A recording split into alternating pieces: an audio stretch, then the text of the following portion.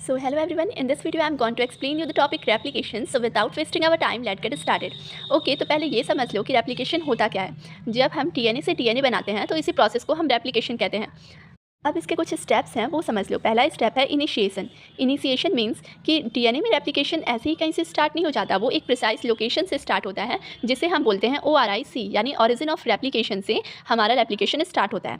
इसके बाद एक इनिशिएटर प्रोटीन होता है जो कि इस प्रोसेस को इनिशिएट कराता है, जिसे हम बोलते हैं DNA-A। DNA-A जो है वो प्रोटीन ओरिजिन के साथ जाके बाइंड कर जाता है।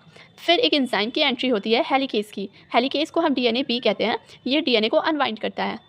इट मीन्स कि जो हमारा डीएनए है वो डबल स्टैंडर्ड है, तो हेलिकेज क्या करता है, डीएनए को अनवाइंड करके सिंगल स्टैंड में कन्वर्ट कर देता है। इसके बाद प्राइमेज आता है और वो आरएनए प्राइमेर को सिंथेसाइज करता है।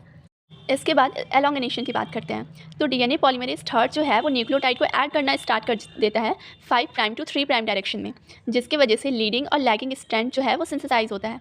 इसके बाद जो डीएनए पॉलीमरेज थर्ड है वो प्रूफ रीडिंग करता है। इट मीन्स कि कहीं कुछ मिस्टेक तो नहीं हो गया, ये देखता है। ये देखेगा 3 प्राइम टू 5 प्राइम डायरेक्शन में, क्योंकि पहले तो डीएनए पॉलीमरेज जो है वो 5 प्राइम टू 3 प्राइम डायरेक्शन में न्यूक्लियोटाइड ऐड करता गया, और फिर जब वो लास्ट तक पहुंचा तो वापस से 3 प्राइम से 5 प्राइम तक उसने ये चेक किया कि कहीं कोई मिस्टेक तो नहीं है, यानी उसने प्रूफ रीडिंग किया।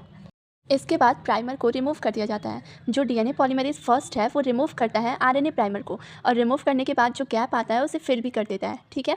इसके बाद लिगेशन। इट मीन्स कि जो डीएनए लाइगेज है वो सील करेगा निक्स को, मतलब जब वहाँ से आरएनए प्राइमर रिमूव होगा तो गैप्स फिल होंगे, फिर जो भी वहाँ पे निक्स है ना उसको सील कर देगा, मतलब उसको स्टिक कर देगा, ग्लू टाइप समझ लो डीएनए लाइगेज को। फिर termination. Terminated sequence Tus protein bind to Tus site.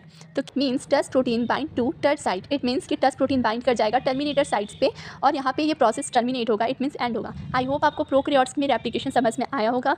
If yes तो please like and subscribe to my channel. Please support me guys. Thanks for watching.